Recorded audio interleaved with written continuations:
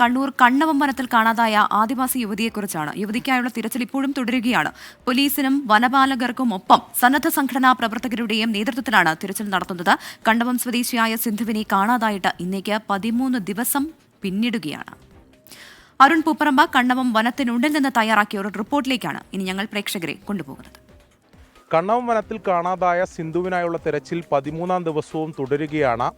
കഴിഞ്ഞ ദിവസങ്ങളിലെല്ലാം ഈ ഡ്രോൺ സംവിധാനം ഉപയോഗിച്ച് ഉൾപ്പെടെ ഉൾവനത്തിൽ ഉൾപ്പെടെ തെരച്ചിൽ നടത്തിയിട്ടും സിന്ധുവിനെക്കുറിച്ച് ഒരു സൂചനയും കിട്ടിയില്ല. ഇന്ന് കൂടുതൽ വിപുലമായുള്ള തെരച്ചിൽ ആണ് നടക്കുന്നത്.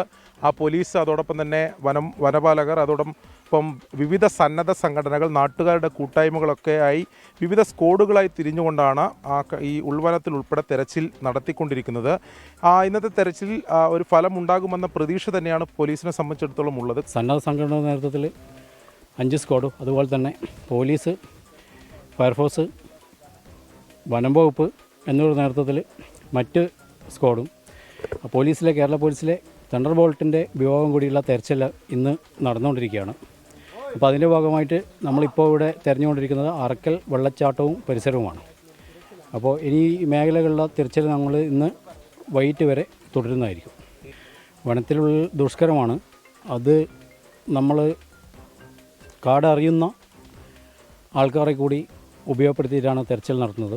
കഴിഞ്ഞ 13 ദിവസമായി തെരച്ചിൽ നടത്തിയിരുന്നെങ്കിൽ തന്നെ ഒരു സൂചന ലഭിച്ചിരുന്നില്ല. പക്ഷേ ഈ വനത്തിൽ തന്നെ സിന്ധു ഉണ്ടാകാനുള്ള സാധ്യതയാണ് എന്തായാലും പോലീസ് അത്തരത്തിലുള്ള ഒരു നിഗമനത്തിൽ തന്നെയാണുള്ളത്. അതുകൊണ്ട് വനത്തിൽ ഈ വിവിധ സ്ക്വാഡുകളിലായി വലിയ ഏക്കർ കണക്കിനുള്ള വനമാണ്. സ്വാഭാവികമായും അതിൻ്റെ എല്ലാ മേഖലകളിലും തെരച്ചിൽ വ്യാപിപ്പിച്ചാൽ മാത്രമേ ഈ വനത്തിൽ തന്നെ ഉണ്ടോ എന്ന കാര്യത്തിലൊരു വ്യക്തത എന്തായാലും വരൂ.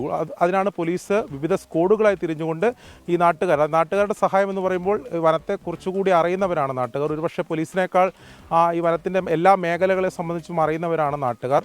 അതുകൊണ്ട് തന്നെ നാട്ടുകാരുടെ സഹായം ഇതിൽ കൂടുതൽ തേടിക്കൊണ്ടുള്ള തെരച്ചിലാണ് എന്തായാലും നടത്തിക്കൊണ്ടിരിക്കുന്നത്. ഇന്നത്തെ തെരച്ചിലിൽ ഒരു ഫലം കാണും, സിന്ധുവിനെ കണ്ടെത്താൻ കഴിയും എന്ന പ്രതീക്ഷ തന്നെയാണ് എന്തായാലും ഇവർ പങ്കുവെക്കുന്നത്. ഈ കുടുംബവും കഴിഞ്ഞ 13 ദിവസമായി കാത്തിരിക്കുകയാണ്.